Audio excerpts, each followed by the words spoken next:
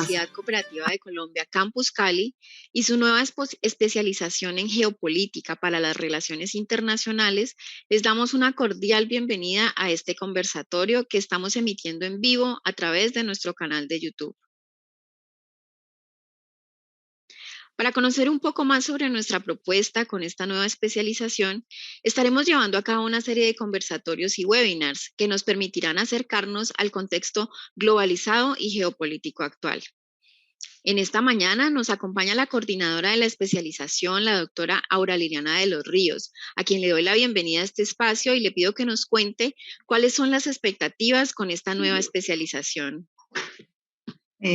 Buenos días, Diana. Muchas gracias por la invitación y la bienvenida también a todos los asistentes a este nuevo programa que estaremos ofreciendo desde la Universidad Cooperativa de Colombia Campus Cali a partir del próximo año. A todos los invitados quiero contarles que este conversatorio es una de las primeras actividades que estaremos llevando a cabo para dar a conocer la especialización. Toda vez que las inscripciones se abren a partir del próximo año e iniciaremos el programa a partir del segundo semestre de 2022. Como lo decía Diana, pues las expectativas que tenemos con la especialización son muy grandes. Esta especialización es una especialización pionera, no solo a nivel de Colombia, sino a nivel de la región, por cuanto el programa no registra presencia en el SNIES. Entonces allí tenemos una oportunidad para las personas que decidan estudiar esta especialización. La especialización, pues el objetivo de ella es una interdisciplinariedad entre la parte geopolítica y las relaciones internacionales. El egresado de esta especialización pues tendrá un amplio espacio de acción desde la posibilidad de resolver y plantear soluciones a problemas en el campo geopolítico en relación con las relaciones internacionales, valga la redundancia. Su campo de acción también es muy amplio, desde las instituciones gubernamentales, no gubernamentales como las ONG, empresas del sector solidario, si manejan esta línea del comercio internacional y de las relaciones internacionales. Así pues que el egresado tiene un amplio campo de acción. Y reitero, es una especialización diana de asistentes pionera, de la cual tenemos muchísimas expectativas y esperamos que todas las personas aquí invitadas pues se decidan por ella. Muchísimas gracias, Diana, por este espacio y doy paso a las personas invitadas al conversatorio. Gracias, doctora Aura Liliana. Bueno, visión geopolítica de las potencias Estados Unidos, China y Unión Europea en la actualidad. Es el nombre que le hemos dado a este conversatorio. Para su desarrollo contamos con el apoyo del Centro del Pensamiento Global de la Universidad Cooperativa de Colombia y la participación de nuestros invitados muy especiales a quienes tengo el gusto de presentarles. Nos acompaña la doctora Rita Giacalone. Ella es PhD en Historia y Master of Arts de la Universidad de Indiana de Estados Unidos, Filosofía y Letras en la Universidad de Buenos Aires. Actualmente es profesora de la Universidad de Calgary en Canadá y de la Universidad Nacional de La Plata, Argentina. Anteriormente fue profesora titular de la Universidad de los Andes en Mérida, Venezuela. Igualmente, profesora invitada en universidades de Estados Unidos, Reino Unido, Francia, Argentina, Colombia y México. Ha publicado varios libros y numerosos artículos sobre geopolítica, geoeconomía e integración regional. En la Universidad Cooperativa de Colombia ha publicado los libros Geopolítica y Geoeconomía en el Proceso Globalizador y Política Internacional a principios del siglo XXI, Poder, Cooperación y Conflicto. También nos acompañará Diego Cardona. Él es PhD en Relaciones Internacionales del Instituto de Altos Estudios Internacionales de Ginebra, Suiza. Máster en Estudios de Asia y África, énfasis en el Medio Oriente en el Colegio de México y curso anual de especialización de la Escuela Diplomática Española. Actualmente es profesor investigador en la Escuela de Política y Relaciones Internacionales de la Universidad Sergio Arboleda de Bogotá y ha estado vinculado a las universidades de los Andes, Javeriana y del Rosario de Bogotá y a la Universidad del Norte de Barranquilla. Entre otros cargos, ha sido viceministro de Relaciones Exteriores, embajador en Egipto y Arabia Saudita, ministro plenipotenciario ante la Unión Europea, Bruselas y funcionario internacional de la Comunidad Andina y de la UNASUR. Y en nuestro panel de invitados también se encuentra Mauricio Torres, doctorando de la Universidad de Sevilla, España, en Economía Aplicada e Historia Económica, maestría en Economía y economista de la Universidad Autónoma de Occidente de Cali, docente de las Universidades Autónoma de Occidente y San Buenaventura de Cali y trabaja en temas de economía regional y urbana. Para iniciar este conversatorio, quiero darle un saludo muy cordial y una bienvenida a nuestros panelistas y también al doctor Edgar Javier Vieira, director nacional del Centro de Pensamiento Global de la Universidad Cooperativa de Colombia y coordinador general del Grupo de Reflexión sobre Integración y Desarrollo en América Latina y Europa. A nuestros asistentes les solicitamos plantear sus inquietudes y comentarios a través del chat de nuestro canal de YouTube y diligenciar el formato de asistencia que hemos publicado en este mismo espacio. Doctor Vieira, bienvenido. Tiene la palabra. Muchísimas gracias, Diana. Muy buenos días para todos los asistentes a este primer conversatorio. Muy satisfactorio como director del Centro de Pensamiento Global de la Universidad, poder estar aquí moderando esta reunión con estos tres panelistas que a su vez van a ser profesores de la especialización en geopolítica para las relaciones internacionales, programa que estuvimos concibiendo y gestando en sus orígenes desde el CEPEC, en el cual se ha encontrado todo el respaldo y decisión de la sede de Cali para darle inicio al mismo y el cual esperamos también llevar a otras sedes de la universidad en el país. Comenzamos con la temática de las tres grandes potencias. Los temas realmente de relaciones internacionales, geopolítica y su manejo prospectivo, que son las tres vertientes centrales del programa, cubren en realidad temáticas supremamente amplias. Pero el habitante de hoy en día tiene que tener, aquel que quiera realmente moverse en ese mundo globalizado, tener un conocimiento, una visión un poco más detallada del qué, el por qué de los distintos hechos que suceden en la escena mundial.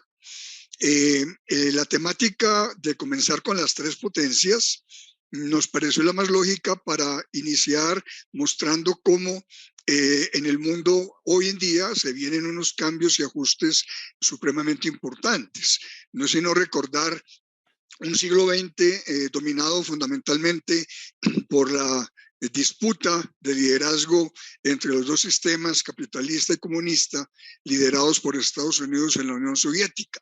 Eso que marcó el siglo XX, pues terminó ya para la última década, pasó el mundo aparentemente a un entorno multipolar, en el cual tenían asistencia y presencia, por un lado, el bloque europeo, donde varias de esos que son potencias económicas, sin embargo, decidieron trabajar en grupo, trabajar como bloque, como Unión Europea, que es lo que les da entonces un liderazgo y un peso en la escena mundial, y países emergentes en un mundo multipolar de distintas regiones, donde han ido también surgiendo otra serie de países proyectándose en la escena mundial.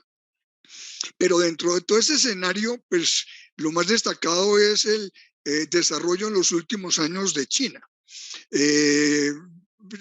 es un crecimiento espectacular que podríamos centrarlo desde el momento en que Deng Xiaoping hace la gran apertura y vincula ya el mundo globalizado a que utilice a China para el comercio internacional, y eso le siguió el motor de desarrollo con una velocidad impresionante que lo tiene hoy en día nuevamente a puertas de un nuevo mundo bipolar, porque en este momento pues ya se sabe que frente a Estados Unidos quien realmente le va a competir en el liderazgo mundial es China. Entonces es en ese horizonte que nuestros invitados van a hacer una serie de comentarios y de reflexiones sobre aspectos geoeconómicos y aspectos geopolíticos. El temario es supremamente amplio. Yo simplemente dejaría entonces, para dar la palabra, señalado algunos de esos posibles retos y campos en disputa. Por un lado, un mundo que estuvo dominado siempre por Europa, un mundo eurocéntrico, que ya hoy en día pasa entonces a ese mundo multipolar con distintos intervinientes en diferentes regiones del planeta. Un mundo que estuvo también con el dominio completamente del Atlántico, repartido entre Europa y Estados Unidos, pero como hoy, con el crecimiento de China y tigres asiáticos, pues se da un desplazamiento hacia el Pacífico. Un mundo de valores democráticos occidentales que trataron de consolidarse con la globalización, pero que enfrenta hoy en día reacciones y entre ellas formas también de autoritarismo que cada vez se consolidan más en el mundo. Un mundo que estaba, por lo menos en 2 siglos, dominado completamente por la civilización occidental, pero que hoy en día entonces pasa a ver cómo la civilización de Oriente retorna y regresa otra vez a la escena. Un mundo donde el ejercicio del poder a través de la guerra clásica, da hoy en día en cambio origen a nuevos elementos como por ejemplo la guerra cibernética, guerra híbrida, guerra no militar. El dominio y por último un dominio tecnológico enorme que pasa a ser hoy en día también una herramienta de poder, la disputa por el 5G, por ejemplo, entre Estados Unidos y China. En fin, todo lo geotecnológico también entra a jugar ahora un papel supremamente importante para decidir el liderazgo mundial, y que debe llevar también a esa confrontación del mundo capitalista, digamos, del modelo económico capitalista clásico, bien sea de estado de bienestar o bien sea del neoliberal, pero que enfrenta hoy en día a ese modelo chino, ese híbrido chino entre capitalismo de Estado y socialismo de características chinas. En fin, no menciono más, esto solamente como para situar el alcance, la profundidad y la temática tan amplia y tan variada que domina hoy en día la escena internacional. Entonces, en este orden de ideas, hecha la presentación ya de los 3 panelistas por Diana, vamos a tener en su orden la presentación de Rita Giacalone, de Diego Cardona y de Mauricio Torres. En el caso entonces de Rita, la idea es tener unas intervenciones de unos 15 a 18 minutos para que luego podamos hacer una breve segunda ronda. Entonces, le daríamos la palabra en primer lugar a Rita Giacalone.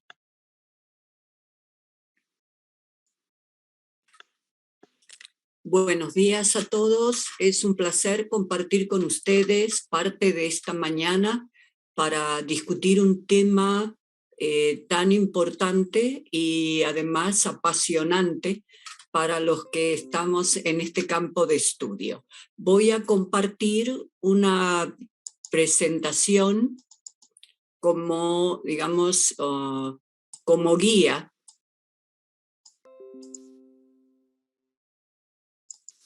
y también para poder cumplir con el tiempo. Perdón, aquí, ok. Quiero hablar inicialmente de la situación geopolítica de la Unión Europea y les explico cómo está estructurada esta presentación. Voy a intentar, en el caso de los 3 actores geopolíticos globales que hoy nos interesa analizar, voy a plantear las principales cuestiones geopolíticas que en 2018-2019, o sea, antes de la pandemia, atraían su atención. Y luego voy a hacer lo mismo con la situación geopolítica o los temas geopolíticos actuales. El intento es entonces comparar qué continúa y qué ha cambiado, qué efecto en cierta medida indirectamente ha tenido la pandemia sobre la situación geopolítica de estos tres actores. Y finalmente hacer algunas reflexiones al respecto. Comienzo con la situación geopolítica de la UE, que antes de la pandemia se mostraba bastante complicada porque Europa venía sufriendo una serie de crisis, la del euro o de la deuda pública, la de los migrantes o refugiados, que llevaron en conjunto a aumentar el separatismo y nacionalismo de algunos sectores y culminaron finalmente en el Brexit, o sea, la salida del Reino Unido luego de un famoso proceso electoral en 2016, y cuya consecuencia más importante fue que la salida del Reino Unido cambió el balance de poder interno. La UE también había sufrido la anexión rusa de Crimea y era objeto de gran interés por parte de China, interés relacionado con su programa o su iniciativa Franja y Ruta, lo cual le generaba a la UE tensiones con Estados Unidos. Y luego de la anexión rusa de Crimea, otro problema geopolítico que se le planteaba era el surgimiento de Rusia como un nuevo polo de atracción para países del este europeo. Si lo vemos en la actualidad, la pandemia cuestionó espacios como el Schengen y también derechos humanos dentro de Europa. Disminuyó la capacidad europea para usar cooperación internacional en vista a alcanzar sus objetivos externos, pero además, mucho más importante, convirtió a la salud en cuestión de alta política, o sea, en una cuestión que puede llevar a hacer que algunos gobiernos cambien de orientación, asciendan o caigan. En sentido positivo frente a estos problemas que le crea, fomenta respuestas financieras conjuntas en la UE. Si vemos la situación geopolítica de Estados Unidos, antes de la pandemia ya se había retirado de megaproyectos regionales como en el Asia-Pacífico y en el Atlántico. Había firmado el llamado Acuerdo Fase 1 con China para limitar la guerra comercial entre ellos y estaba renegociando el NAFTA. Todo lo cual representaba un relativo aislamiento en sus relaciones internacionales para concentrarse en problemas domésticos, y no solo de tipo económico, sino también de tipo político, como el impeachment a Trump. En la actualidad, el aspecto geopolítico más destacado de Estados Unidos es su retirada de Afganistán este año. Es obvio que Afganistán ya no tiene la prioridad estratégica que tenía luego del ataque a las Torres Gemelas de Nueva York en el 2001, y aunque le genera disminución de imagen externa, esta medida es compensada por el gran apoyo que tiene en la opinión pública doméstica y por el menor costo en términos de vidas y equipamiento militar. La política o la situación geopolítica de Estados Unidos, su visión parece concentrarse en competir con China, para lo cual necesita limitar compromisos de seguridad que no sean esenciales y se concentraría en sostener su apoyo a Taiwán, Japón, Corea del Sur y la misma UE.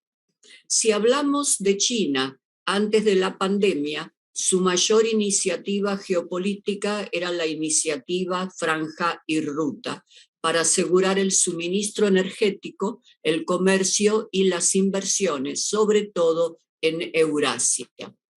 Y en torno de ella había construido un collar de perlas defensivo, que si tenemos tiempo mostraré el mapa más adelante.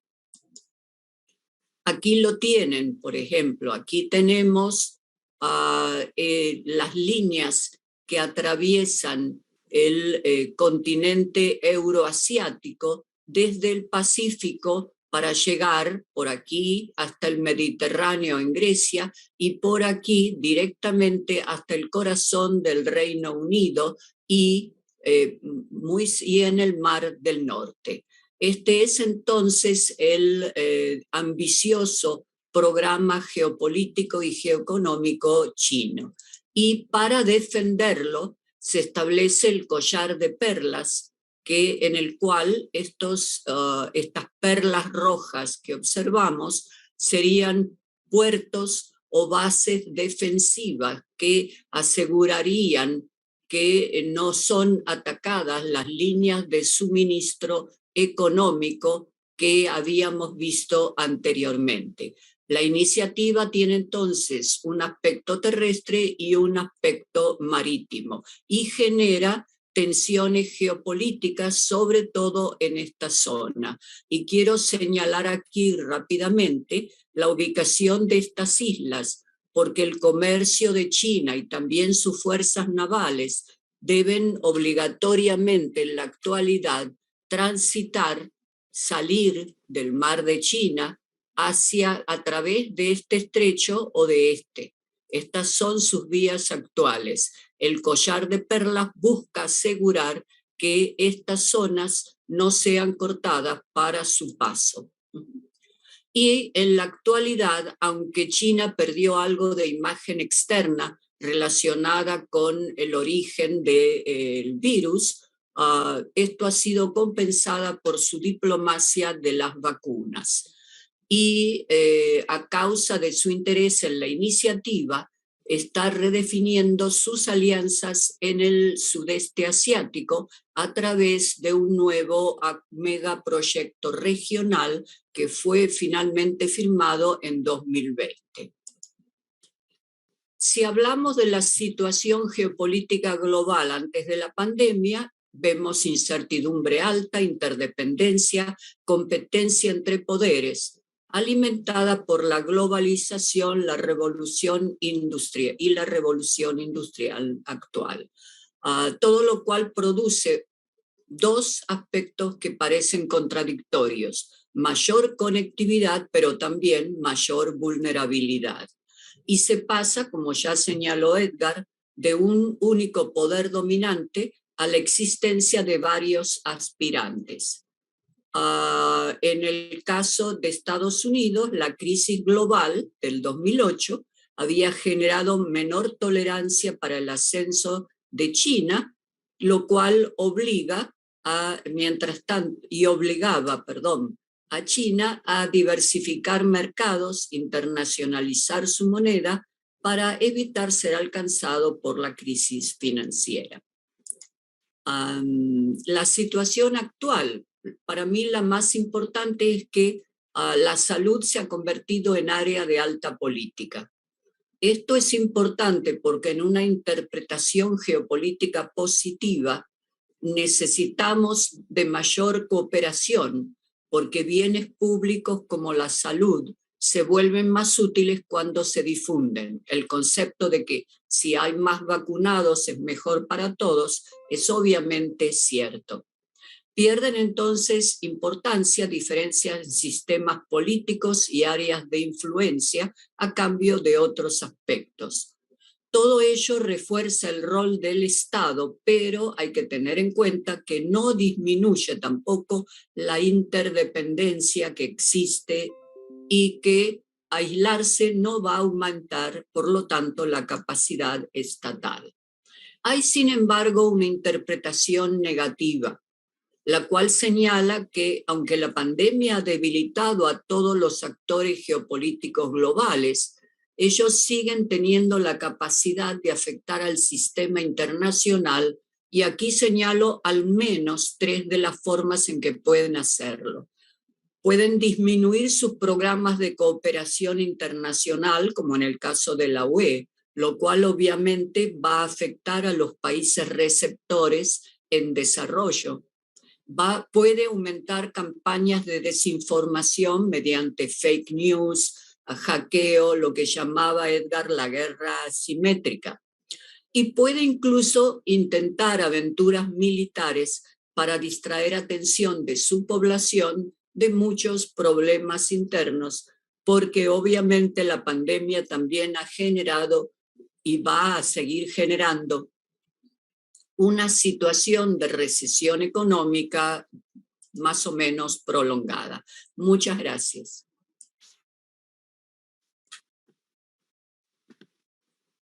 Muchas gracias, Rita. Muy clara y muy ceñida el tiempo para esta presentación de algunos de los principales problemas que hoy en día existían antes de iniciarse la pandemia y cómo esta pandemia ha contribuido a modificar algunos de esos elementos. Luego, en la segunda ronda, pues podremos ya un poquito interactuar sobre algunos de esos puntos expuestos. Enseguida le doy la palabra a Diego Cardona, que va a hacer unas consideraciones ya un poco más amplias, una visión histórica, ya ligando un poquito más distintas etapas, alrededor también de las 3 potencias, Estados Unidos, China y Unión Europea. Por favor, Diego.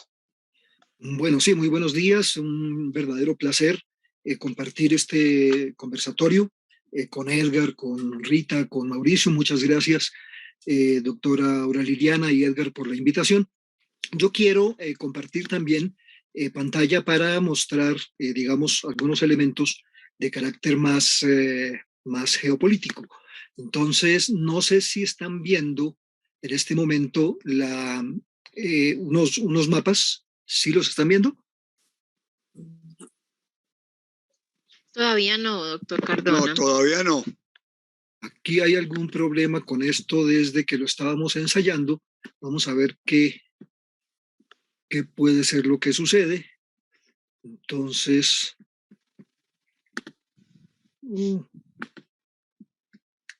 me dicen, por favor, si los ven. Todavía no. Bueno, vamos a ver. Entonces, diagrama. En este momento lo deberían estar viendo. ¿No? Doctor Cardona, deje de compartir y volvamos a empezar ya con la presentación abierta. Listos. Entonces, tengo la presentación abierta, pero ¿la están viendo? No sé. No, en este momento no está compartiendo. Vuelva a compartir. Bueno, vamos a ver. Entonces, volvemos. Zoom, y si no, me va a tocar hacerlo sin los mapas. Entonces estoy compartiendo. Ok. Ahí deberían estarlo viendo. Sí, ahora sí. Sí. Bueno, perfecto, muy bien. Entonces vamos a pasar al modo diaporama para pasarlo en más amplio. Ahí lo ven, ¿no es cierto? Perfectamente. Debe decir el título, la primera diapositiva. Está bien ya. Bueno, perfecto. Entonces vamos a mirar, como se trata de promover la especialización en geopolítica, cuando uno dice geo, está hablando de geografía. No es que la geografía sea lo único, digamos, que sea válido para este campo, porque para analizar la política de una gran potencia o de un país intermedio o de un país pequeño, es necesario aproximarse, si se aproxima desde la geopolítica, hay que ver la geografía, pero para poderlo entender no basta con esto. Sabemos que hay que entender su visión del tiempo, su visión de los espacios, su visión del otro, hay que entender su historia, hay que entender algunas características étnicas, económicas, en fin, que son, digamos, ya el componente general de eso que llamamos las relaciones internacionales, los que trabajamos en esa área. Pero para concretarnos, digamos, de momento con este abrebocas, que es la parte geopolítica, simplemente quisiera citar muy rápidamente parte de digamos, de algunos elementos históricos fundamentales de larga duración de la disciplina de la geopolítica como tal. Hay también geoestrategia, hay geoeconomía, pero de momento simplemente yo lo que trato de mostrar es que hay una división tradicional entre los autores de geopolítica, entre eso que llaman las potencias o los países de importancia continental y los países de importancia marítima. Citemos eso en unos 3 minutos. No todos los países le dan la misma importancia, los que tienen incluso costas, a sus mares y a la expansión o a las áreas de influencia marítima que a las áreas puramente territoriales internas. Cuando uno mira a China, en lo fundamental, en su historia, fue el país más importante de la historia mundial durante más o menos unos 25 siglos, tiene una historia registrada de unos 50 siglos y solamente comenzó, digamos, un proceso de decadencia a partir del siglo XVII, tal vez. Estamos muy mal acostumbrados a que entre el siglo XIX y comienzos del siglo XXI China era marginal, pero se nos olvida que había unos 25 siglos atrás en los que era el país más importante del mundo antes de la revolución industrial que llevó a Inglaterra a ser el país dominante. Pero China tenía un proceso de expansión que nunca fue marítimo, siempre fue continental, siempre fue hacia el sur y hacia el oeste. Egipto es un país con costas, pero que sin embargo tuvo siempre una expansión básicamente continental, básicamente terrestre, Nilo arriba. Cuando se habla de la historia de los grandes faraones egipcios, y estamos hablando naturalmente desde el siglo XXV, siglo XXVI antes de nuestra era, es decir, hace 45, 46 siglos, los registros que existen es fulano de tal, fue un gran faraón porque llevó los límites de Egipto hasta la cuarta catarata, el otro la llevó hasta la tercera, el otro lo llevó hasta la segunda, el otro llegó hasta el norte de Sudán, en fin, era expansión continental. Cuando uno mira la expansión asirio-caldea, era continental. Cuando uno mira Esparta, era expansión continental. No tenía una buena marina, ni mercante, ni de guerra. Pero cuando uno mira Atenas, o cuando uno mira a los fenicios, es otra cosa. Cuando uno mira a los fenicios, se da cuenta que su expansión nunca fue terrestre, fue básicamente marítima, por todo el Mediterráneo. Fundaron algunas ciudades importantes, por ejemplo, Cádiz fue fundada por los fenicios. Cartago, lo que hoy día sería, digamos, la ciudad de Túnez, fue fundada por los fenicios. Había más o menos 40 instalaciones comerciales a lo largo de las rutas marítimas fenicias, era expansión marítima. Cuando uno veía Atenas, era básicamente su marina mercante, su marina de guerra, digamos, para cuidar a la marina mercante. Cuando uno mira la historia de Venecia, que es lo que más tarde va a pasar con Inglaterra, es una expansión eminentemente marítima. Venecia, el Véneto era muy pequeñito, llegaba hasta el borde de los Dolomites, pero no se extendía más allá de 120, 130 kilómetros actuales hacia el corazón de Italia, a diferencia de Florencia, por ejemplo, que era eminentemente continental. Alemania en eso ha sido también un país eminentemente continental, siempre ha intentado expandirse hacia el sur, hacia el oriente de la actual Alemania, buscando, vamos a ver ahora un mapa, los pueblos germánicos. En el caso de Rusia, que no es el tema central, pero tenemos que mirarlo por simplemente un tema de actualidad importantísimo, y la referencia que hizo Rita es muy acertada. Rusia como atractivo para Europa del Este ha sido básicamente, digamos, una expansión de naturaleza continental. Esta diferencia entre lo continental y lo marítimo es interesante porque, digamos, nos permite entender algunos de los elementos centrales de la geopolítica global. Esta es la visión estadounidense del mundo, es decir, América, no solo América, el continente, sino America, United States of America, en el centro de las consideraciones mundiales, al punto de que los mapas, estos son mapas de hace 30, 40 años, los mapas que eran impresos anteriormente en Estados Unidos venían así, es decir, Estados Unidos en la mitad de la proyección, el continente americano en el corazón, partían la masa continental asiática, casi eurasiática, que es lo cual es un poco absurdo, pero es una visión, cada país ve el mundo a su manera y se ve a sí mismo como centro del mundo. Mientras que China, ustedes ven aquí, en los mapas, incluso desde China, este es el mapa del Pacífico, esta es una versión tipo National Geographic, porque en los mapas chinos el continente americano aparece distorsionado y lo que existe en la mitad es el Océano de la Gran Paz. Y ustedes ven por qué los asiáticos dicen que Europa, que estoy señalando con el cursor, es una península de Asia.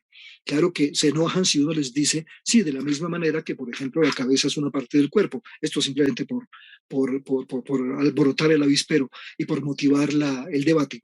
Pero lo interesante es que los chinos tienen otra visión del mundo. Claro, ubican a China en el corazón, pero entendiendo este mapa, uno se da cuenta de una serie de elementos que vamos a mostrar ahora. Simplemente para mostrarlo, esta es la gran Rusia. En el juego de Eurasia es el país más grande de toda Europa, es más o menos la tercera parte de todo el continente europeo y es al mismo tiempo el país más grande del continente asiático. Es más o menos el 40% del tamaño general de Asia.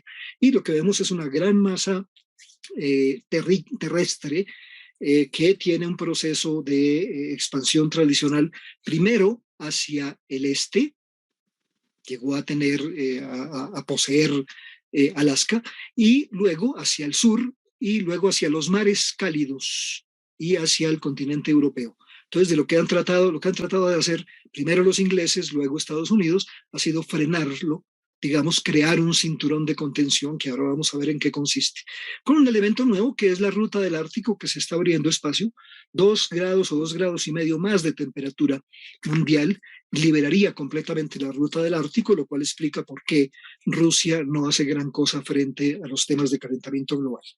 Esta es la visión tradicional que tenía, digamos, Inglaterra, luego que heredó el Reino Unido, y que predomina en los grandes análisis estratégicos desde los Estados Unidos. La idea de que hay un área central asiática, básicamente ruso, parcialmente China, la idea de que hay digamos, un creciente marginal que viene desde Europa, toda Europa occidental, Medio Oriente, India y una parte de lo que hoy día sería el Indo-Pacífico, es decir, que quien controla el área pivot controla Eurasia y quien controla Eurasia controla el mundo. Entonces, de lo que se trata es no de tratar de dominar el área pivote, porque es muy complicado, desde Napoleón ya se sabe y Hitler también lo aprendió, sino la idea es controlar el área vecina. Y eso es lo que ha hecho en buena medida también la política exterior de Estados Unidos. Ahora lo miramos. Esto es simplemente un tema histórico que es importante. La Unión Europea tiene una particularidad, y es que antes su visión geopolítica, geoestratégica, no era europea, a pesar de que la idea de Europa es muy vieja, desde los templarios viene, el siglo XI, o sea, eso no es tan nuevo, y ha habido 4 o 5 intentos importantes, incluso el nacionalsocialismo intentó tener una Europa, una Europa alemana, desde el Rin, límites con Francia, hasta el Pamir, o sea, límites con China. Y parte de la estrategia alemana era, todo esto que aparece en colores terracota, son zonas de poblamiento de origen germano. Entonces la idea es que Alemania se definía como, se sigue definiendo como un pueblo, Volkswagen, el carro del pueblo, y que donde hubiera pueblo alemán, porque operan con el derecho de sangre, ahí había derecho al territorio que debía ser territorio alemán. Esto, digamos, es la visión alemana. ¿Alguien diría que esa visión ha desaparecido? No ha desaparecido. Toda la expansión y ampliación de la Unión Europea desde que tenía más o menos 15 países hasta la actualidad, a pesar de las dificultades, se ha dado en áreas que eran antes de influencia alemana. Los abuelos hablaban alemán como segundo idioma, los padres hablaban ruso o hablan ruso como segundo idioma por la influencia rusa en Europa Oriental. Los actuales jóvenes vuelven otra vez a hablar, pues fuera del inglés, British English, vuelven a hablar alemán. Y ya no están dejando de hablar ruso. Digamos, no hay una segunda lengua en la cual se pueda entender con sus padres, pero sí podrían entender incluso con sus abuelos si se quisieran entender en una segunda lengua. Es decir, están recuperando el alemán. Y además la ampliación y las grandes áreas, digamos, no solo de la Unión Europea, sino parcialmente también de la OTAN, tienden justamente a tener algo que decir en esas áreas que antes fueron alemanas. Y como el destino de la Unión Europea es cada vez más alemán, es decir, el estado económico de la Unión Europea depende de qué pase con la economía alemana, cada vez depende menos de Francia, cada vez depende mucho más de Alemania, ya salió del juego, digamos, de la Unión Europea el Reino Unido. Aquí hay un tema que es importante y es que todavía no hay una política exterior común ni una política exterior en materia de defensa. Hay un germen ahí que intentan lanzar cada vez que pueden desde hace por lo menos 15 años, pero todavía, digamos, el imperio de las pretensiones nacionalistas en política exterior y en defensa es muy poderoso y no quieren ceder competencias frente a Bruselas. Entonces, uno no puede decir que la Unión Europea, que antes era simplemente tenía una visión estratégica alemana o francesa o italiana o española o inglesa, hoy día tenga una visión europea en términos generales, porque todavía esa visión no existe. Existe para conformación interna y el por qué sí depende de la competencia internacional. Es decir, la integración europea es neofuncionalista en cómo se hace, pero el por qué se hace tiene que ver con el viejo neorrealismo de competencia frente a Estados Unidos, frente a China, frente a Rusia, porque si no se unen, simplemente tienden a desaparecer. Volvemos a la visión estadounidense del mundo, algo sobre Rusia simplemente muy breve, para mostrar digamos, las flechas de expansión rusa histórica, Siberia, el resto de las zonas del país, y esta nueva, que es la zona del Ártico. Más o menos la mitad del Ártico es ruso. Y cuando se libere la ruta del Ártico, que serán muy pocos años, no es si se libera, cuando se libere, eso ya es un hecho, entonces ahí hay una nueva aproximación al tema. Esto es un tema importante y lo que está en negro es la visión desde una potencia marítima como Reino Unido y una potencia marítima también importantísima como los Estados Unidos.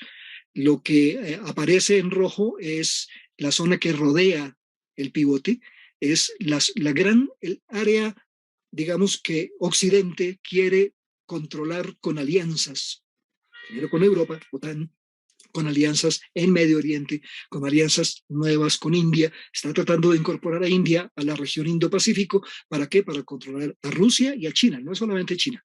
Entonces, ahí hay una visión que es bien interesante, es control de un área y alrededor de esa área, digamos, hay una potencia marítima importantísima. Desde China, volvemos al tema, China tiene, digamos, su área de expansión territorial geográfica, era básicamente la región de Xinjiang, que es la zona uigur hoy día. No se nos olvide que en Xinjiang queda el centro de lanzamientos espaciales, que en Xinjiang queda también el centro de experimentación nuclear del OCNOR, que no se nos olvide también que Tíbet, por ejemplo, es el mayor reservorio mundial de uranio, torio y cobalto, lo cual quiere decir que Xinjiang y Tíbet seguirán siendo chinos y tocarlos significa afrontar eventualmente incluso la guerra. Entonces, este no es un problema secundario, para China es un problema fundamental. Y el otro tema, pues naturalmente, es Taiwán, que es visto desde Occidente como un tema internacional, pero que es visto como China como la primera prioridad nacional. Entonces ahí hay digamos, un choque de visiones frente a este tema. Esto, bueno, yo lo veo con 3 minutos. Sí, listo. Entonces, básicamente esto es el proceso de expansión chino.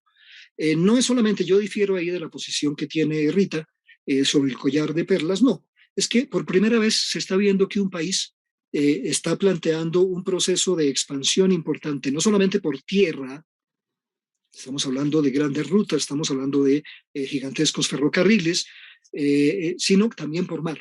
Es decir, todo esto que está construyendo China en esta zona son bases comerciales, no son bases militares. Entonces, hay una pretensión de una base que puede ser comercial y militar en Gwadar, simplemente, que va a ser como el Qatar del futuro, pero por lo demás es una expansión al mismo tiempo por tierra y al mismo tiempo por mar. Por ejemplo, el mismo Egipto está transfiriendo su capital para acercarlo a la zona de Suez porque el centro económico, digamos, la gran maquila que va a tener de producción, no solamente de comercialización como Panamá, va a ser fundamental. Este es el mismo proceso con el elemento nuevo, que es la ruta polar. Y esta es la región Indo-Pacífica, ya Rita hizo referencia a esto, yo creo que este es un tema que es bien importante. Antes se hacía una división entre Asia-Pacífico, la región del Océano Índico, y hoy día lo que está en verde es la región del Indo-Pacífico, que es a la que Estados Unidos le está, apuntando. Entonces, simplemente para concluir, una visión rusa que uno puede ver ahí, la visión china como corazón del mundo, pero con una pretensión ya no solamente terrestre, sino terrestre y marítima al mismo tiempo. Esto nunca se había visto.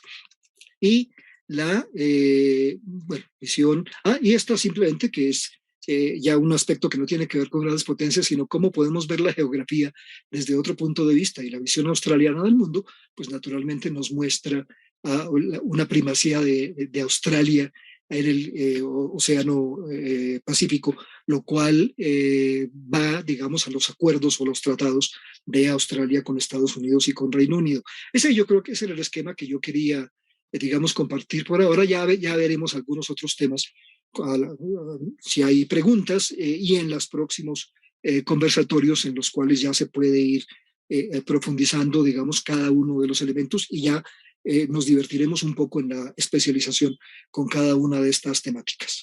Muchas gracias. Muchas gracias, Diego.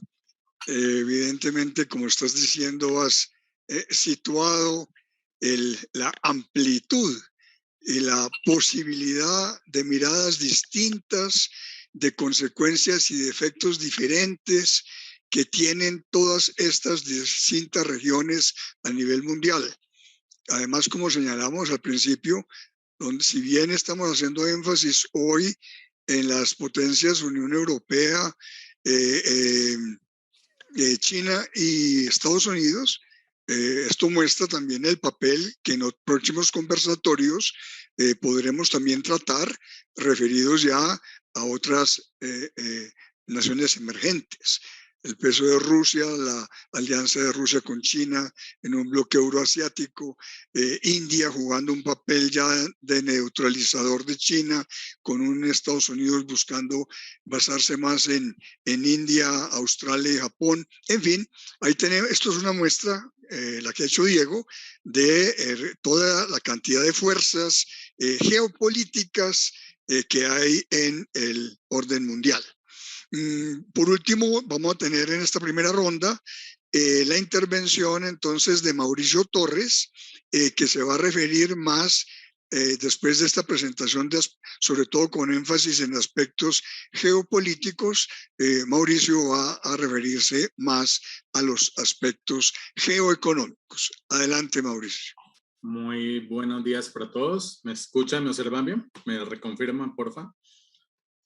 Sí, se escuchamos. Ok, muy buenos días para todos. Muchas gracias por la invitación para pues, participar en el respectivo conversatorio. Gracias a las directivas, a profesores y a la institución. Ya les comparto. Un momentico, por favor. Estoy acá. Ok.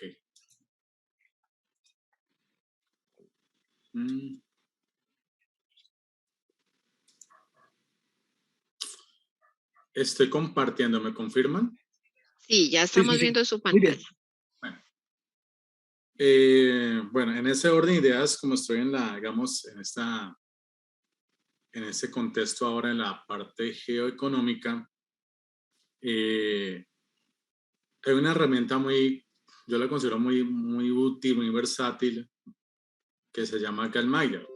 Fue elaborada por unos suecos, una familia sueca, y de alguna manera nos da una visión sobre algunos indicadores tanto cuantitativos como cualitativos. Aquí están observando en este respectivo cuadrante, me sale un mensaje, dice al operador, le ha pedido que inicie su video, iniciar video. Ok, no sé por qué me sale el mensaje. Bueno, están observando, estamos relacionando aquí en este cuadrante dos variables, la esperanza de vida, la cantidad de años que una persona espera vivir, y el ingreso per cápita por habitante ajustado a la inflación o a la paridad de poder adquisitivo.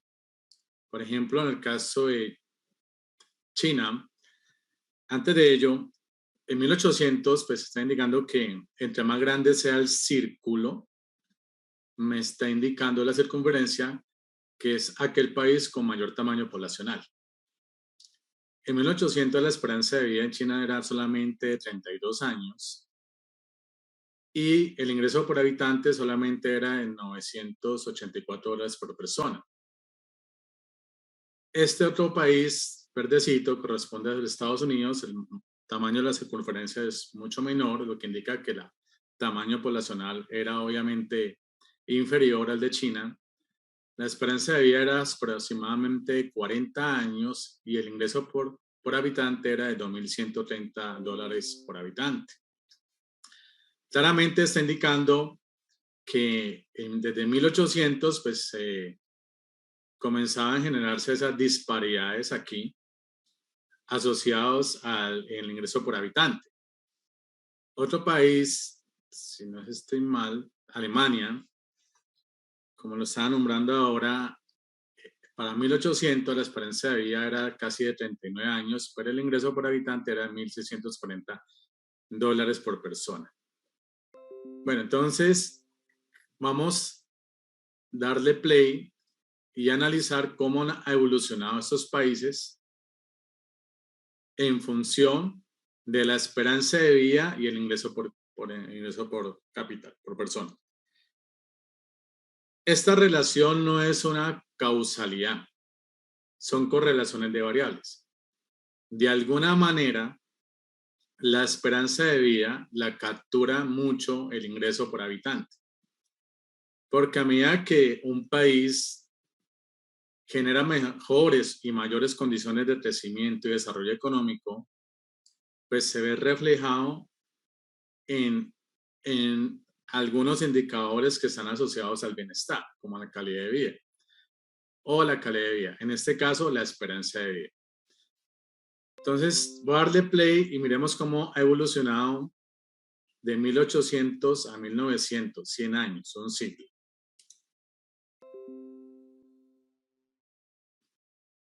El verdecito corresponde a Estados Unidos y poco a poco, pues obviamente Estados Unidos y China, pues a pesar que van pasando, ya vamos 50 años, se va quedando estancada. Y Estados Unidos gradualmente va generando mayor ingreso per cápita asociado a una mayor esperanza de vida. Listo. ¿Están observando bien toda la imagen? Por favor, ¿me confirman? Sí, se observa, gracias. Listo.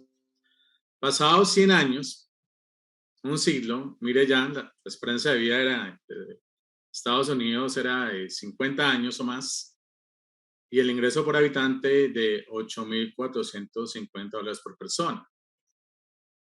En el caso de China pasaron 100 años, 31 años la esperanza de vida y solamente $917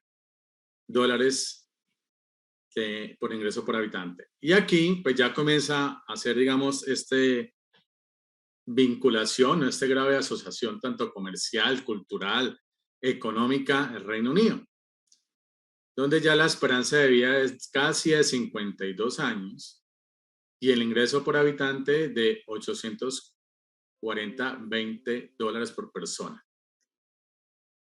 Y por lo tanto, pues vemos que, pues vuelvo y repito, bueno, China estancado, pasado un siglo, y estos países pues, que se identifican con el color azul, corresponde al continente africano, como Etiopía.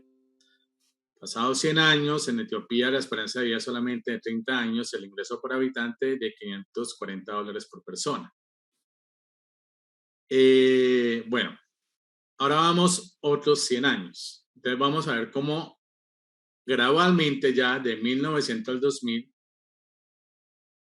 China gradualmente en el tiempo va mejorando su ingreso por habitante, que ya sabemos que el ingreso por habitante es el ingreso per cápita, que es el PIB, la producción de un país, la cantidad de bienes y servicios que produce una economía, dividido por el número de habitantes. En otras palabras, del 100% de la torta, ¿cuánto nos toca a cada uno? Y bueno, vamos a ver cómo China, pues a su vez, después de 1900, pues el tamaño de circunferencia se va incrementando, lo que va indicando, en otras palabras, que el crecimiento poblacional se vuelve exponencial, en el caso de China, pero a su vez van mejorando sus condiciones de vida asociadas al ingreso per cápita y eso va generando un reflejo, digamos, positivo, en este caso, en una variable cualitativa que está asociada al bienestar o a la calidad de vida, que es la esperanza de vida. Entonces vamos de 1900 al 2000 y ahí le hago stop.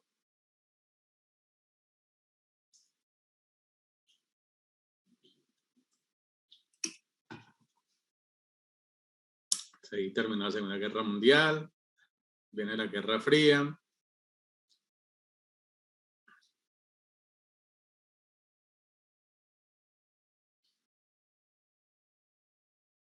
Listo, la última década. Ok. Miren cómo el tamaño, pues, de la circunferencia de China aumentó, lo que me está indicando, pues, que son unos países, que no es el primero o el segundo país más poblado en el mundo. La esperanza de vida aumentó casi a 70 años o más. Y el ingreso por habitante, $4,320 por persona.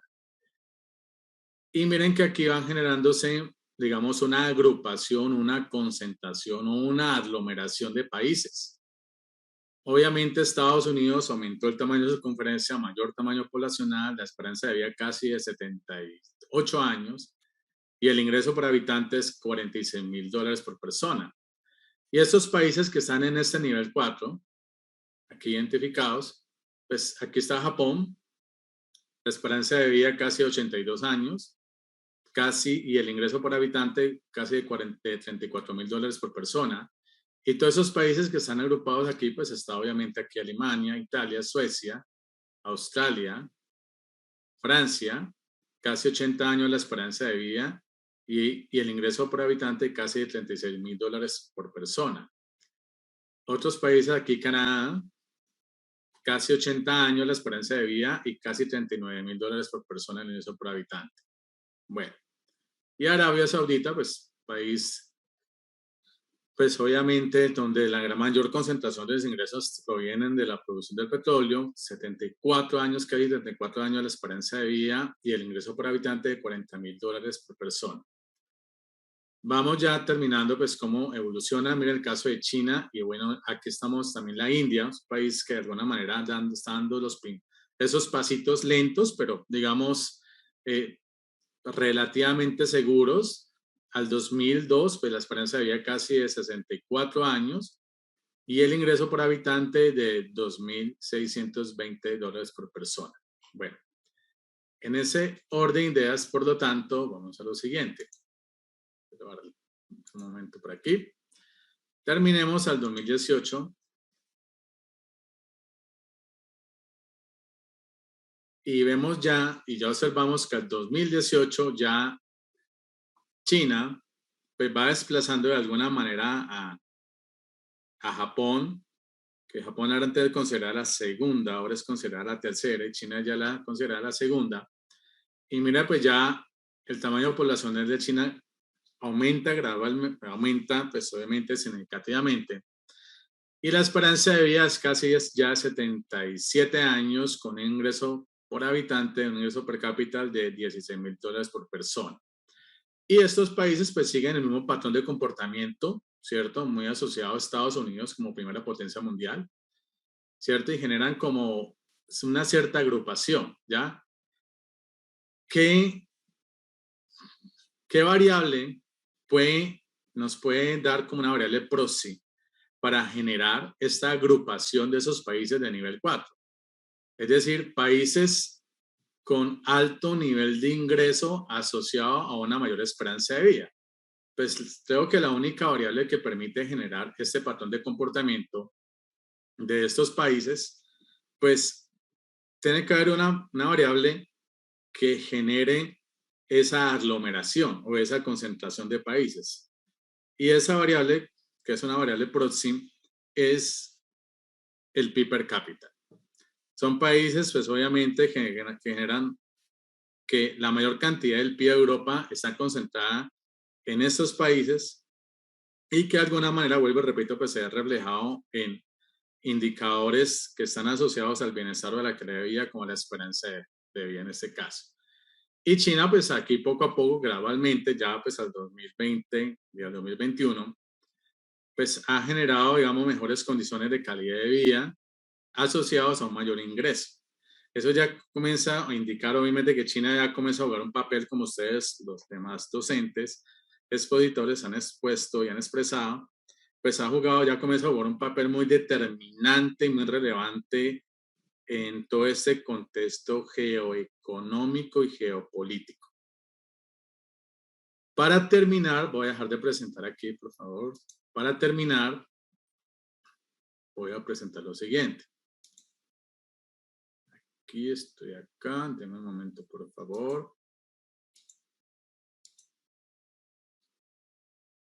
Denme un momento, por favor. Termino aquí. Voy a compartir. Wow. No me lo observa avanzado. No. En fin. No me la... Cuando la voy a compartir, no me la detecta. La presentación de PowerPoint. Compartir. No. Ya la pillé. Ya la pillé aquí. Gracias. Bueno. Para terminar, estoy compartiendo, ¿me confirman, profesores? Sí, estamos viendo su pantalla. Sí, cómo no. Para compartir, pues quería expresar esos pequeños hechos estilizados de geoeconomía, pero quiero ir a lo último, según las fuentes del Fondo Monetario Internacional. Países avanzados, pues Estados Unidos, obviamente, Japón, Reino Unido y Canadá. El comportamiento del PIB, pues ya del 2019, 2020, 2021. En el caso de Estados Unidos, pues 2020 enfrentándose a una alta recesión económica y una leve recuperación aquí, pasado del menos 5.9, 4.7. Alemania, menos 7, 2020, obviamente todo asociado a la pandemia, al COVID. O sea, ningún país se salvó. De alguna manera, algunos países tienen un mayor músculo financiero para poder, digamos, sobrellevar todo este impacto de lo altamente improbable. Alemania pasado del menos 7 a una recuperación, digamos, significativa del 5.2. Reino Unido, menos 6.5 el año pasado. Las proyecciones del 2021 ya terminamos el 2021, estamos a 2 de diciembre, pasamos al 4%. Y pues aquí el caso de particular de China. Venía obviamente 2019, un ciclo económico de auge. China luego tuvo una leve recesión económica, pasado del 6.1 al 1.2, pero aquí lo particular, pues que de todos los países aquí que sean considerados potencias o países desarrollados, industrializados o algunos emergentes, pues China pasó del 1.2 al 9.2%. Digamos de que de todos los países, tanto desarrollados o emergentes, pues China fue el que tuvo el menor impacto negativo producido por la pandemia. Ya pasado del 1.2% al 9.2%. De alguna manera, pues me están indicando que esos países pues, obviamente no tienen un buen músculo financiero para poder enfrentarse a esta pandemia. Son productores obviamente, de muchas medicinas, dueños de muchas farmacéuticas, entonces les permite tener una posición muy dominante en el mercado. Con esto, pues quiero terminar pues aquí mi participación en este conversatorio de geopolítica y relaciones internacionales, en este caso analizando pues estas potencias, China, Estados Unidos y la Unión Europea, principalmente Alemania, Francia, que obviamente son los países que tienen mayor participación en el PIB, tanto de Europa. Y bueno, no siendo más, pues muchas gracias por la invitación. Y bueno, quería terminar esta pequeña participación con este cuadro que muestra la proyección del PIB pues, de estos respectivos países. Bueno, muchas gracias. Gracias, doctor Mauricio, muchas gracias, Mauricio. Entonces, ahorita hacemos una breve rondita rápida de apreciaciones finales, bien sea porque se quiera hacer algún comentario sobre las otras presentaciones, o yo invitaría, así sea breve, a que también se hiciera alguna pequeña reflexión sobre Estados Unidos, porque pues, los desarrollos de las presentaciones han estado muy completas en otras áreas, pero yo creo que vale la pena cerrar con algún pequeño comentario sobre la perspectiva y situación de Estados Unidos. Un Estados Unidos que con el gobierno Trump pasó a aislarse y a manejar de la peor manera las relaciones internacionales, que inició inclusive una guerra comercial con China, todo justificado en la gran pelea tecnológica de quién va a controlar finalmente el 5G, y en donde ahora el gobierno Biden pues trata en un país dividido y polarizado de reenfocar un poquito esto y de tener una mejor articulación. Toda esta pelea tecnológica y comercial, los invitaría a que brevemente pudieran hacer los tres algún breve comentario.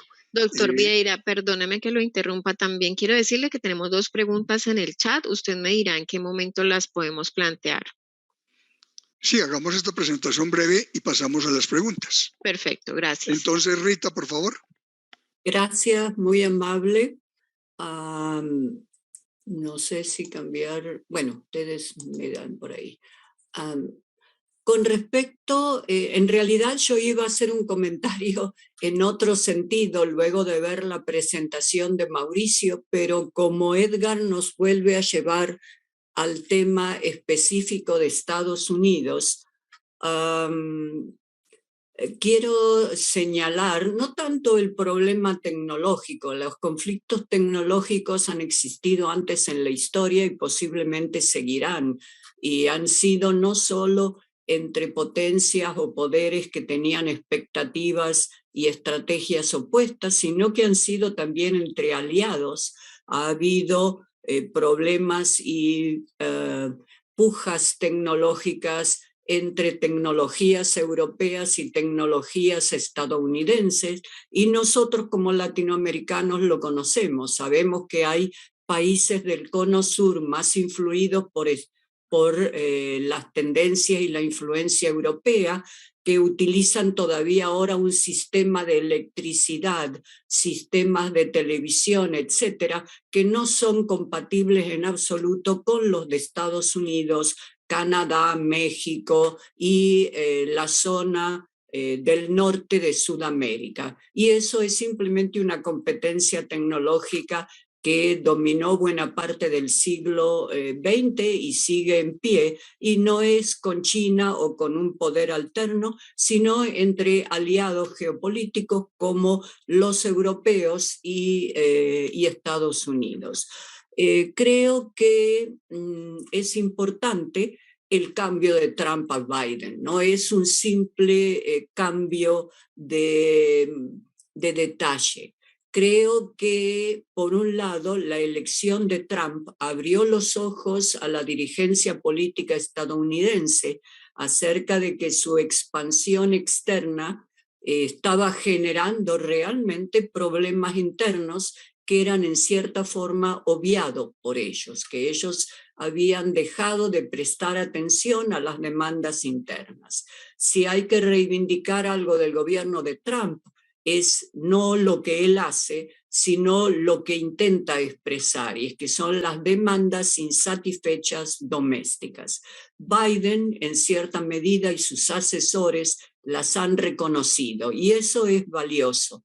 La retirada de Afganistán creo que es el punto clave que muestra eso. El apoyo que ha obtenido es obvio y evidente, y ese apoyo doméstico es lo que le va a permitir no solo recuperar o reanimar la economía interna, que es una de las demandas obvias, no solo en Estados Unidos, también en China. O sea, China, lo que está mostrando Mauricio son proyecciones del PIB, o sea, cómo en el año 2019 se esperaba que se mantuviera o llegara a ser el PIB en el 2021. Eso no quiere decir que el PIB en 2021 haya alcanzado esa proyección. Y para terminar entonces con Estados Unidos, creo que un Estados Unidos que recupere la confianza, o una dirigencia estadounidense que recupere la confianza interna de su población, es fundamental para cualquier estrategia hacia afuera que quiera aplicar. Gracias. Muchas gracias, Rita. Diego, por favor. Sí, yo comparto plenamente lo que acaba de mencionar Rita, entonces no me voy a referir a esto porque no quiero echarle pintura blanca sobre la nieve. A ver, pero hay un punto que a mí me parece que es importante, que vale la pena, porque cuando gobernaba Trump, mucha gente en América Latina y en el resto del mundo decía, es que Trump no sabe lo que está haciendo, es que es un loco, es que está improvisando, es que no saben para dónde van. Eso no es cierto. Entonces, vale la pena mencionar, y para retomar algo que Rita había dicho, que a mí me parece que es bien interesante, que el cambio de Trump a Biden no es un cambio cualquiera, como no lo fue de Obama a Trump. Es que detrás de Trump hay una teoría de relaciones internacionales. Hay una versión dura del llamado neorrealismo, especialmente un autor que se llama Mearsheimer. Mearsheimer es el autor de cabecera de Steve Bannon y es el autor de cabecera de lo que puede haber leído en su vida Trump o parte de sus asesores. Y ahí hay un asunto que es fundamental. Si nos imaginamos el mundo lleno de una serie de actores, por un lado están, digamos, los estados, pero además de eso hay organizaciones internacionales, además de eso hay compañías transnacionales, además de eso hay grandes, gigantescas ONGs, asociaciones civiles, en fin, y otra cantidad de actores de pleno derecho de la vida internacional, ya no son solamente los estados. Ese interrelacionamiento conforma una red. ¿Y qué es lo que dice o escribió Mearsheimer, que siguió Trump muy al pie de la letra, muy bien aconsejado, muy mal aconsejado por Steve Bannon? Que para fortalecer algunas de las unidades, en este caso Estados Unidos, lo ideal es no solamente hacer decrecer a otros, sino sobre todo debilitar el sistema.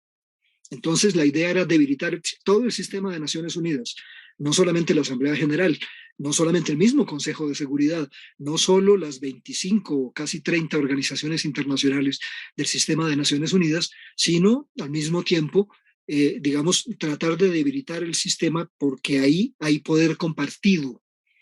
La idea era refortalecer a Estados Unidos para darle, digamos, alguna ventaja a sus electores que estaban pidiendo proteccionismo y desarrollo comercial, económico y una estrategia no de intervención en el mundo, sino de aislacionismo. Y en el caso de Biden es una vuelta atrás. En muchos temas hay una parte estratégica que es nueva, pero hay una vuelta atrás hacia la interdependencia. otra teoría de relaciones internacionales, que dice que los temas económicos son fundamentales, que lo militar es muy importante, pero que no es el tema que decide todo, que no hay alta y baja política, siendo la alta política la estructura militar de defensa, de seguridad nacional o internacional, sino que hay otros temas que pueden ser equiparables y que de la cooperación se gana más que de actuar solo. Es decir, que hay que fortalecer el sistema, a diferencia de Trump, que hay que debilitar el sistema, que hay que fortalecer el sistema porque fortaleciendo el sistema los mismos Estados Unidos se ven favorecidos. Que hay digamos, una visión del cielo a la tierra que yo creo que es muy importante, con un elemento estratégico que sí es nuevo. Estados Unidos en Afganistán o en Irak realmente no estaba persiguiendo terroristas. Estados Unidos ahí lo que estaba era copando territorio de esa zona alrededor del pivote, territorio que había quedado vacío desde la caída del Shah de Irán, que era muy cercano a las alianzas occidentales desde 1979. Entonces la idea era copar territorio. Si de paso perseguían terroristas, pues bueno, se hacía. Y curiosamente, la estrategia de Biden es, bueno, en el Rimland, que es toda esa zona, desde Europa, Medio Oriente, India, Asia Sudoriental, hay una rebelión, y hay una rebelión que se llama Rebelión Islámica. Y esa rebelión islámica derrotó a la Unión Soviética en Afganistán, derrotó a Estados Unidos también en Afganistán, derrotó a no solo a Estados Unidos, sino a Francia y a otras potencias en Siria, aliada con, digamos, con Rusia. Y entonces la idea es esa rebelión del Rimland, esa zona, el cuerno, digamos, que rodea el pivote, puede dar cuenta fácilmente, le puede poner suficientes problemas, digamos, a la expansión posible de Rusia hacia el sur y hacia el occidente. Y Estados Unidos podría concretarse en la zona de Indo-Pacífico. Ahí hay una estrategia nueva que es distinta, muy distinta a la estrategia, digamos, republicana de Mackinder y Ratzel y los clásicos de la geopolítica del siglo XIX, que hay una innovación que es sumamente interesante. Pero por lo demás, yo comparto, digamos, lo que se ha dicho sobre el tema. Muchas gracias, Diego. Mauricio, tu comentario. Bueno, buenas. Comentario final, pues creo que ese comentario sea como algo muy reflexivo porque estamos viviendo los tiempos de la ciencia ficción. Las proyecciones son susceptibles a cambios. Es por ello que hago mención a Nassim Nicolás Taleb con su libro El Cisne Negro, el impacto de lo altamente improbable. Recuerdo muy bien que en el campo tecnológico, pues en esa lucha de poderes de Estados Unidos con China, recuerdo muy bien cuando estaba en ese momento Donald Trump, hubo un hecho muy significativo que fue que una industria de telefonía celular le estaba ganando mucho campo, a otra empresa muy representativa de los Estados Unidos, que es Apple. Y Donald Trump en esa lucha digamos, de poderes, de comercio internacional, pues estableció una medida muy proteccionista y a su vez, pues quitarle, pues obviamente, todos los derechos a Huawei para seguir produciendo celulares en cuanto a no seguir darle los derechos exclusivos para su sistema operativo Android. Se me parece que un hecho ahí muy importante de esa lucha de poderes. Y bueno, es por ello que las proyecciones son susceptibles a cambios porque estamos viviendo los tiempos de la ciencia ficción. Recuerdo muy bien la película de Contagio de Matt Damon hace unos 8 o 10 años. Y bueno, muy parecido a lo que estamos viendo actualmente. Esa es como mi pequeña reflexión sobre pues, lo que estamos discutiendo. Y bueno, aquello que todo era improbable, ahora es altamente probable. Quería terminar con, pues, mi pequeña pues, participación con estas conclusiones. Muchas gracias. Muchas gracias, Mauricio. Le cedo la palabra a Diana para que formule las preguntas. Claro que sí, doctor Vieira. En el chat tenemos un par de preguntas. Nos pregunta María Gómez, ¿cuáles son los efectos de esta pandemia y particularmente de las variantes del COVID en la geopolítica? ¿Cuál de nuestros invitados quisiera atender esta inquietud? Yo creo que Rita, que estuvo tratando el tema.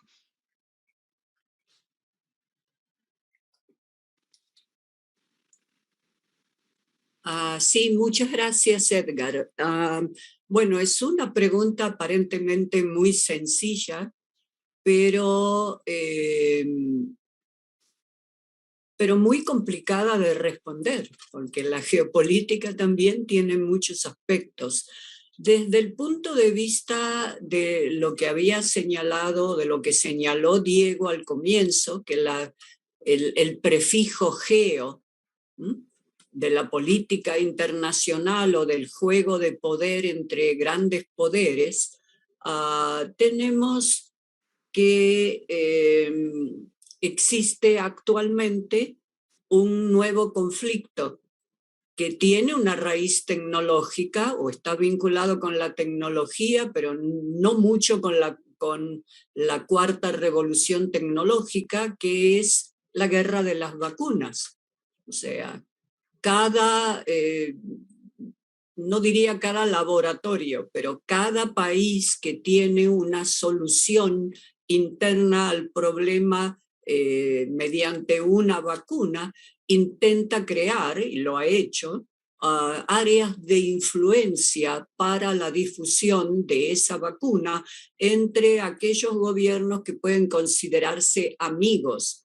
Esa es una clara repercusión geopolítica de la pandemia.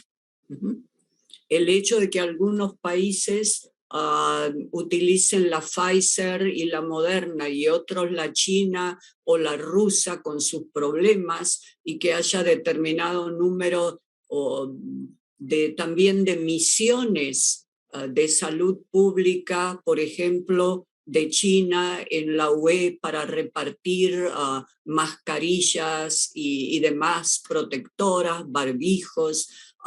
Esa es ya una clara repercusión geopolítica. Eso se relaciona con lo que decía, que la salud pública se había convertido en una cuestión de alta política, o sea, en una cuestión geopolítica.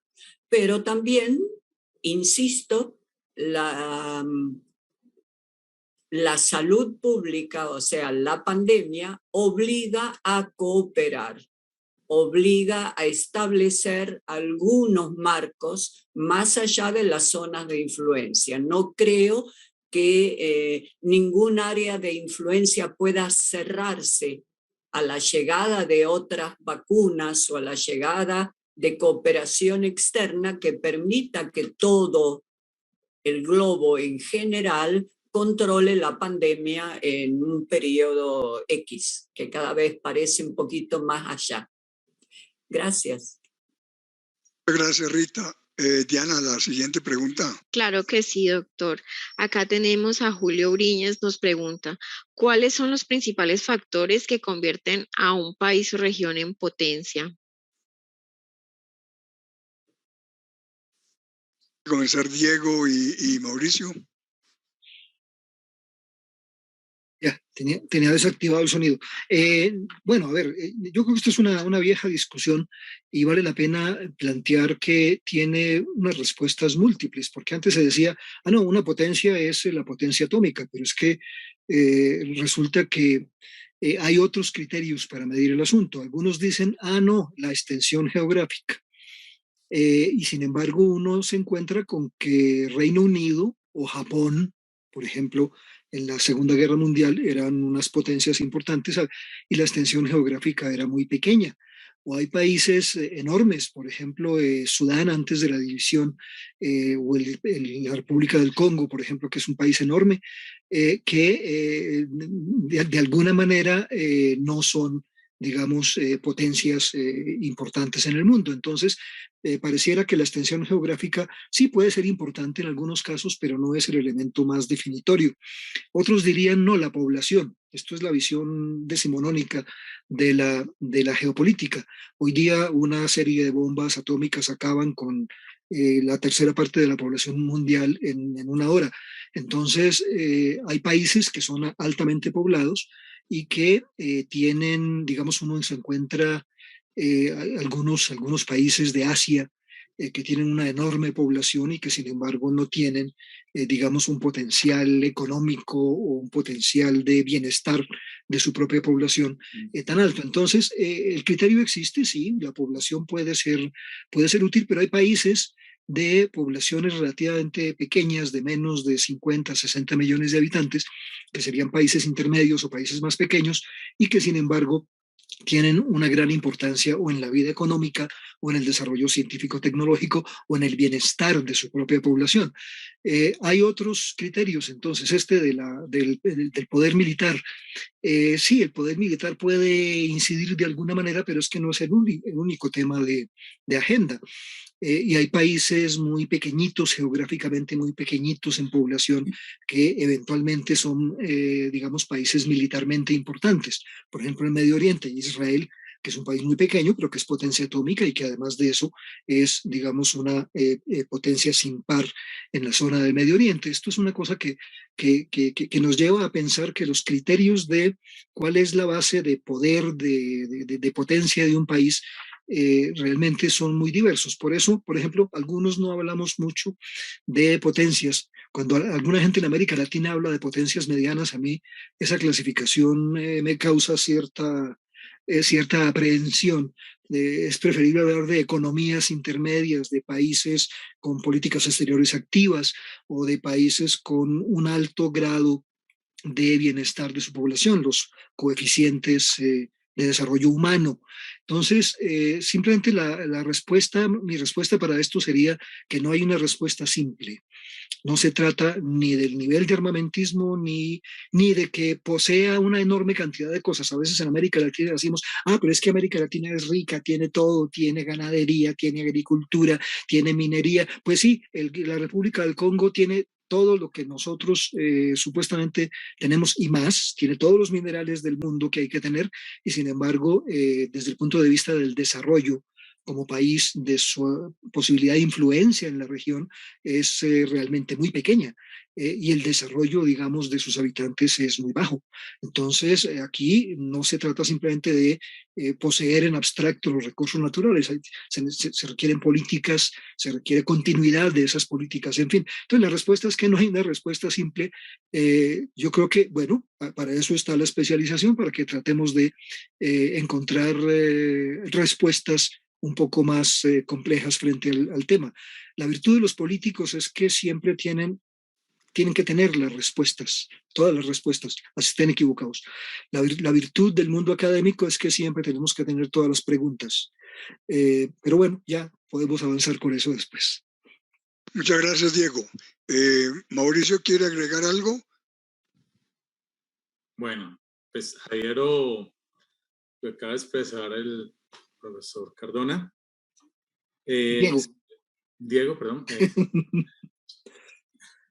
Es que potencia es qué variables puede determinar que un país sea potencia. Entonces, yo asocio eso, que la potencia está asociada al crecimiento económico, ¿no? Entonces, la teoría macroeconómica indica que existen variables como muy determinantes que tienen mucho peso en el crecimiento económico que lo puede llevar a ser una potencia. ¿Ok? Entonces, una de las variables que puede considerar la teoría económica, que es el capital humano. Entonces, obviamente, el capital humano, que es el que trae el conocimiento y la tecnología, es una de las principales variables que tiene mucho peso para el crecimiento económico y que puede llevar a un país a ser potencia. ¿Ok? La infraestructura también física y el capital financiero también puede considerarse como una variable que puede explicar el crecimiento económico de un país y puede llevarlo a ser potencia. Y obviamente la tecnología, ¿ya? Entonces, la macroeconomía indica en cuanto a el crecimiento económico, que pueden existir muchas variables que pueden llevar a un país a mayores y mejores condiciones de crecimiento económico, y obviamente puede ser una potencia económica. A veces se confunde que potencia está asociada a poderío militar. Me parece que pues, no sé qué grado de correlación puede haber, pero se ve obviamente en la evidencia empírica que los países que son potencia, que obviamente sus tasas de crecimiento económico son muy significativas, el gasto en defensa es muy significativo. Pero obviamente también saben que para que puedan producir ese estado de bienestar, tienen que garantizar, entre comillas, pues la satisfacción de necesidades mínimas a todos los habitantes, ¿ya? Pues quería hacer esa pequeña anotación, porque hay países que no tienen no generan mucho gasto militar, pero sus tasas de crecimiento económico son relativamente satisfactorias y se ve reflejado principalmente en el bienestar social, que es el fin último de la economía, que es producir bienestar social. Hago caso de aquí en Sudamérica, que si no estoy mal se le dice como la Noruega suramericana, que es Uruguay. Es un país muy pequeño, es casi como el Valle del Cauca, pero de alguna manera no es una potencia militar, pero sus tasas de crecimiento no son relativamente aceptables, pero Va a tienen... venir en la tarde, no venga. Perdón, pero se ve asociado en indicadores socioeconómicos como, digamos, acceso a educación, salud, alimentación. Entonces, ser potencia no es tanto asociado al gasto militar, más asociado al crecimiento económico, y cuando miramos las principales variables que inciden sobre el crecimiento económico, no hay ninguna variable que diga el gasto en defensa, ¿ya? Entonces quería hacer esa pequeña como anotación o intervención, y espero pues darle respuesta a la pregunta. ¿Listo? Gracias. Bueno, antes de darle la palabra entonces a Diana, porque ya cumplimos el tiempo, estamos realmente entonces ya exactamente en esta hora y media de este primer conversatorio. Yo quiero agradecerle muchísimo a los tres participantes. Creo que se ha cumplido el objetivo de mostrar la importancia temática que puede llegar a ser considerada dentro de esta especialización en geopolítica para las relaciones internacionales. Es un comienzo, vamos a hacer más conversatorios en los primeros meses del próximo año, previo a el inicio de la especialización. Muchísimas gracias y le doy la palabra a Diana. Doctor Vieira, muchas gracias. Tenemos una última pregunta aquí en el chat, la acaban de publicar. No sé si tengamos espacio para dar esa respuesta. Nos dice Carlos Alberto Chávez. Tengo una pregunta para los panelistas. ¿Qué opinan de la doctrina de no alineamiento activo para América Latina en su relación con estas grandes potencias? Rita y Diego, pues un breve comentario, por favor. Ladies first. Perdón, adelante Diego, si quieres. No, ladies first. Ok, no, creí que querías empezar. No. Gracias, muy interesante la pregunta de Carlos Alberto. Esa es una publicación bastante reciente, por cierto, que circula por parte de unos autores chilenos, como Jorge Jaime o Minami, no recuerdo el otro autor, que plantea la posibilidad de que América Latina, como grupo y a través de sus gobiernos, se mantenga al margen de esta rivalidad. Creo que prácticamente, aunque sería deseable y es positiva, como todo planteamiento teórico, enfrenta serias limitaciones, una de las cuales parte de la región misma. O sea, cómo los gobiernos latinoamericanos en este momento y a lo largo de bastantes años, tienen incapacidad para concertar acciones externas en el ámbito internacional. Entonces, desde ese punto de vista, con la polarización de sus planteamientos actuales, no creo que haya mucha posibilidad de que el gobierno de Brasil y el gobierno de México consigan ponerse de acuerdo en cómo mantenerse al margen, más allá de que sería positivo para la región y para esos gobiernos hacerlo.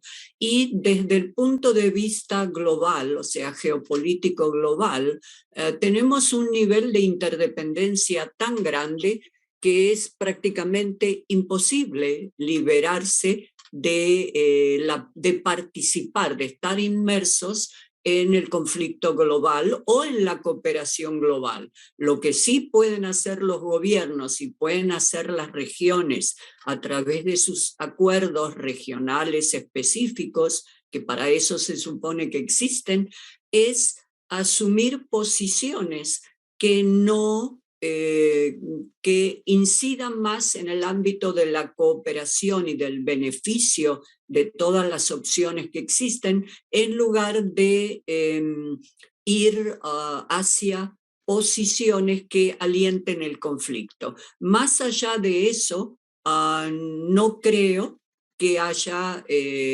opciones en este momento. Si mejora la situación y es posible, pues obviamente que estoy a favor teóricamente de ese planteamiento. Gracias.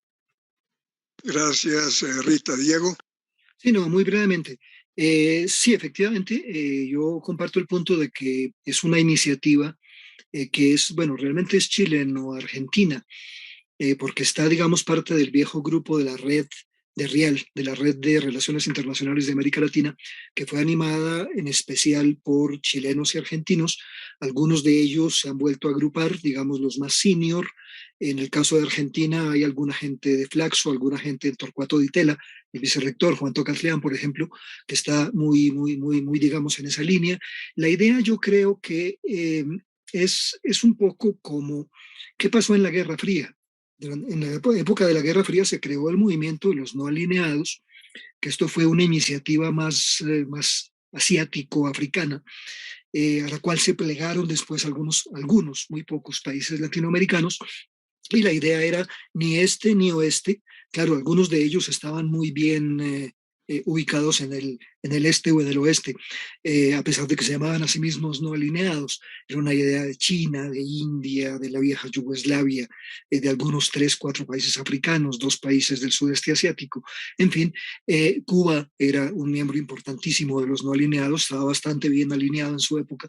Entonces, la idea era, si va a haber una especie de nueva guerra fría, no tanto ideológica, sino más estratégica, tradicional, entonces, digamos, puede haber ventajas en no tomar necesariamente posición por uno o por otro de los actores, y sobre todo si tomamos en cuenta la enorme, inmensa dependencia del mercado chino para productos exportados desde Chile, desde Argentina y desde Brasil, cosa que plantea problemas porque la relación China con países en desarrollo no es una relación sur-sur, es una relación norte-sur. Los chinos exportan tecnología, productos manufacturados e importan materia prima, en lo fundamental, con poco valor agregado.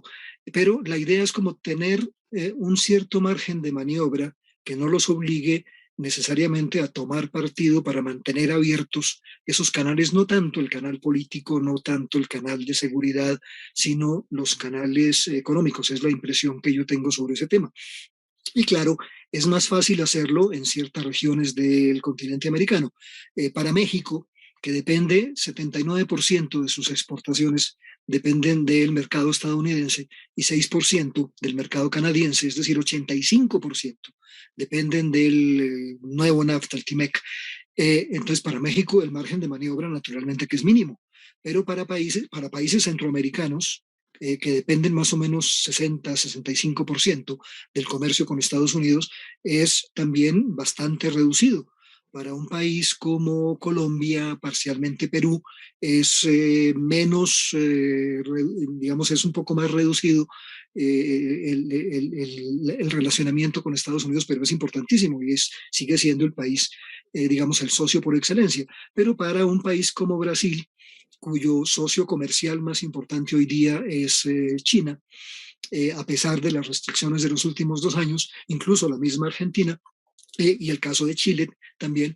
Entonces, naturalmente, digamos, jugar a una teoría del no alineamiento activo es un factor importante para no entrar, digamos, en esa fase de conflicto. El asunto es qué pasaría si llega a haber un conflicto y si se ven forzados, digamos, a tomar posición. Esperemos que eso no suceda porque que suceda un conflicto entre las dos potencias, digamos, la primera y la tercera potencia militar del mundo, como son Estados Unidos y China, la segunda es Rusia, claramente, o entre la primera y la segunda económicas, en este caso sí claramente Estados Unidos y China. Eso no favorece ni a Estados Unidos, ni a China, ni al sudeste asiático, ni a nadie en el mundo. Esto sería la debacle.